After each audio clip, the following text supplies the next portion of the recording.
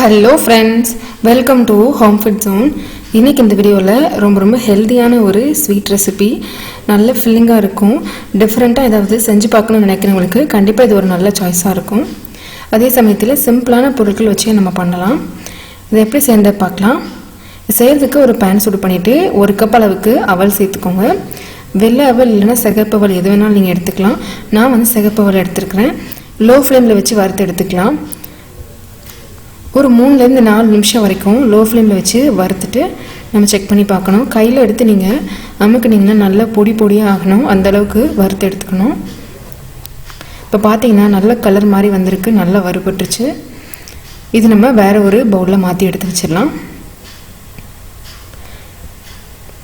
இப்போ இது நல்லா ஆறட்டும். ஆறினதுக்கப்புறமா நம்ம இதை பொடியாக அரைச்சி எடுக்கணும். இப்போ இது கூட சேர்க்குறதுக்கு 1 கப் அளவுக்கு வேர்க்கடலை எடுத்துக்கோங்க. ஃப்ரெஷ்ஷாக வறுத்த வேர்க்கடலைலாம் ரொம்ப நல்லாயிருக்கும், அதனால் அதை வறுத்து எடுத்துக்கலாம். நீங்கள் வறுத்த வேர்க்கடலை வச்சுருந்தீங்கன்னா நீங்கள் டேரெக்டாக அதே யூஸ் பண்ணிக்கலாம். இதுவும் நல்லா செவந்து வர வரைக்கும், நல்லா முருகல் ஆகிற வரைக்கும் வறுத்து எடுத்துக்கலாம். ஒரு 4லேருந்து 5 நிமிஷம் வரைக்கும் கூட டைம் எடுக்கும். தோலில் நல்லா செவந்து வர ஆரம்பிக்கும், அது வரைக்கும் லோ ஃப்ளேமில் வச்சு வறுத்து எடுத்துக்கோங்க.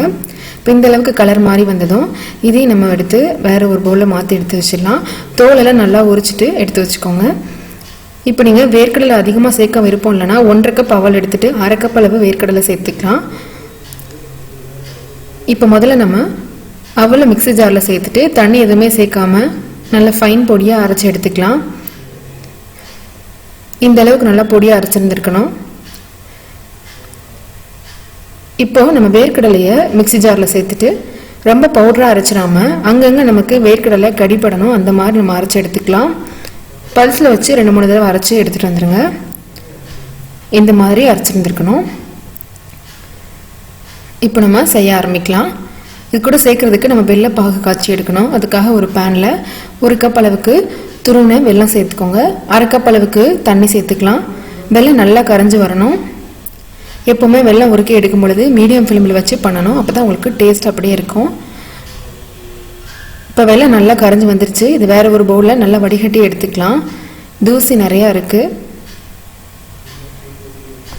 இப்போ இந்த வெல்லத்தை வடிகட்டி எடுத்து வச்சதுக்கப்புறமா நம்ம இதை செய்கிறதுக்கான ப்ராசஸை ஸ்டார்ட் பண்ணலாம்.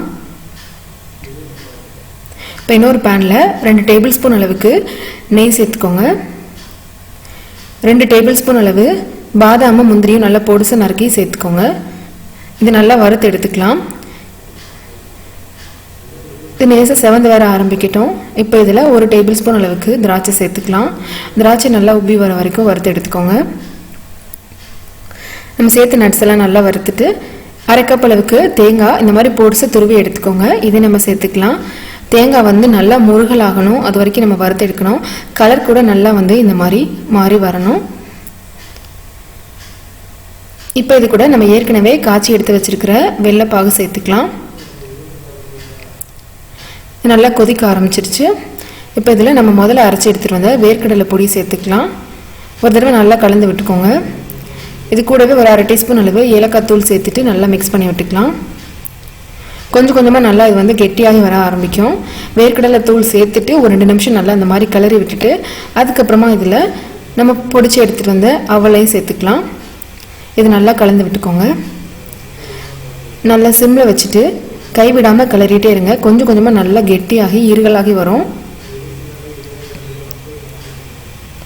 இந்த அளவுக்கு நல்லா உங்களுக்கு மாவு மாதிரி ஒன்று சேர்ந்து வரும். இது வரைக்கும் நம்ம வறுத்தெடுக்கணும். இப்போ நம்ம கடைசி இதில் 1 டீஸ்பூன் அளவுக்கு நெய் சேர்த்துட்டு ஒரு தடவை நல்லா மிக்ஸ் பண்ணிவிட்டு இதை வேறு ஒரு பாத்திரத்தில் மாற்றி எடுத்து வச்சிடலாம். ஓரளவு நல்லா ஆறட்டும். ஒரு கை பொறுக்கிற அளவு சூடு இருக்கிற வரைக்கும் ஆறட்டும். அதுக்கப்புறமா நம்ம இதை நமக்கு பிடிச்ச ஷேப்பில் செஞ்சு எடுக்கலாம். நான் இந்த மாதிரி ஒரு சின்ன மெஷரிங் கப் எடுத்துருக்கிறேன். இதில் கொஞ்சமாக நெய் தடவி விட்டுட்டு தேவையான அளவு இந்த மிக்ஸை உள்ளே சேர்த்துட்டு நல்லா இந்த மாதிரி அமுக்கி விட்டுக்கோங்க. இது நீங்கள் தட்டினீங்கனாலே லேசாக உங்களுக்கு வந்துடும். இதில் செஞ்சு பண்ணலாம். அப்படி இல்லைனா நீங்கள் சின்ன சின்ன பவுல் இருந்தால் அதில் கூட செஞ்சு எடுத்துக்கலாம். இல்லை கையாலேயே சின்ன சின்ன உருண்டைகளாக கூட நீங்கள் செஞ்சு எடுத்து வச்சுக்கலாம். இப்போ இதே போலவே எல்லாத்தையுமே செஞ்சு எடுத்துக்கோங்க. நல்ல ஃபில்லிங்கான ஒரு ஸ்நாக்ஸ் ரெசிபி, குழந்தைங்களுக்கு கூட கண்டிப்பாக இது ரொம்பவே பிடிச்ச ஒரு ரெசிபியாக இருக்கும். இதே மாதிரியே நீங்களும் செஞ்சு பாருங்கள். இந்த ரெசிபி உங்களுக்கு பிடிச்சிருந்ததுன்னா லைக் பண்ணுங்கள், ஷேர் பண்ணுங்கள், கமெண்ட் பண்ணுங்கள். கண்டிப்பாக ஹோம் ஃபுட் ஜோனுக்கு சப்ஸ்கிரைப் பண்ண மறக்காதீங்க. இதே போல் நான் நல்ல ரெசிபியோட நாளைக்கு உங்களை வெயிட் பண்ணுறேன். அது வரைக்கும் பாய்.